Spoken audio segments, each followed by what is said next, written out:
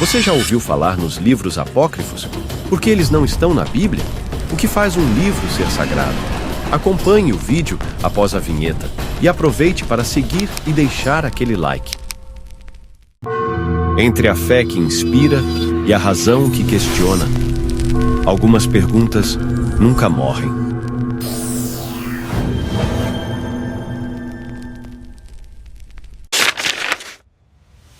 Existe uma parte da Bíblia que você nunca ouviu falar. Entre os textos mais antigos do cristianismo, existem livros que ficaram de fora da Bíblia, como conhecemos hoje. Alguns falam de visões, outros de batalhas espirituais. E há até evangelhos com palavras atribuídas a Jesus que você nunca leu.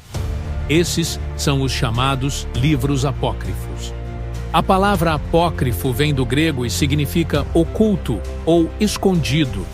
São textos religiosos antigos que não foram incluídos no cânon oficial da Bíblia, ou seja, nas listas de livros considerados inspirados por Deus. Alguns estudiosos os chamam de pseudoepígrafos, porque foram atribuídos a autores conhecidos, mas possivelmente escritos por outras pessoas. Outros, como os deuterocanônicos, são aceitos pela Igreja Católica, mas rejeitados por boa parte das igrejas evangélicas. O livro de Enoque, século II a.C.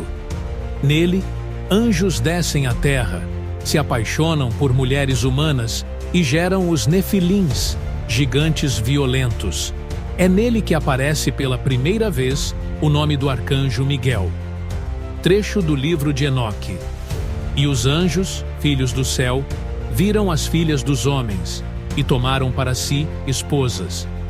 1 Enoque 6, 1-2. Evangelho de Tomé, descoberto em Nag Hammadi, 1945. É uma coleção de 114 frases atribuídas a Jesus, sem narrativa. Algumas são semelhantes aos evangelhos canônicos, outras são quase enigmáticas. Trecho do Evangelho de Tomé. Se a carne veio a existir por causa do Espírito, é um milagre. Mas se o Espírito veio a existir por causa do corpo, isso é um milagre ainda maior. Dito 29. Evangelho de Maria Madalena.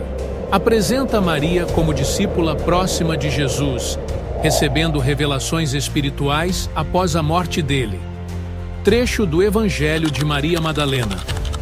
O Salvador disse: a verdadeira visão vê com o coração, não com os olhos.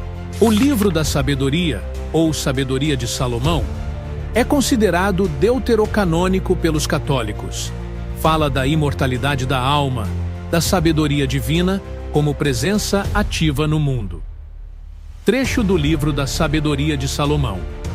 A sabedoria é um sopro do poder de Deus e uma irradiação pura da glória do Todo-Poderoso. Sabedoria 7:25. Os livros apócrifos foram rejeitados por diferentes motivos. Alguns eram considerados doutrinariamente perigosos. Outros, escritos muito tarde para terem autoridade apostólica. E alguns contrariavam os interesses das lideranças religiosas da época. No Concílio de Nicéia, 325 d.C., discutiu-se muito sobre a ortodoxia, mas o processo de seleção dos livros sagrados já vinha acontecendo desde o século II. O teólogo Bart D. Ehrman, especialista em cristianismo primitivo, afirma: os evangelhos que conhecemos são apenas uma fração dos escritos cristãos antigos. O que restou foi o que venceu. Esses livros apócrifos não são simplesmente histórias excluídas. Eles mostram que a fé cristã, desde o início, foi diversa, cheia de interpretações, visões e experiências profundas com o divino. Alguns foram rejeitados, mas sobreviveram. E hoje desafiam nossa forma de pensar sobre Deus, a Bíblia e até Jesus. Será que o que foi deixado de fora poderia mudar o que entendemos como verdade? E você? Já leu algum livro apócrifo? Acredita que eles escondem verdades ou apenas fantasias? Comenta aqui com respeito e se inscreve no canal Na Fé e na Razão para mais descobertas que desafiam a superfície da fé.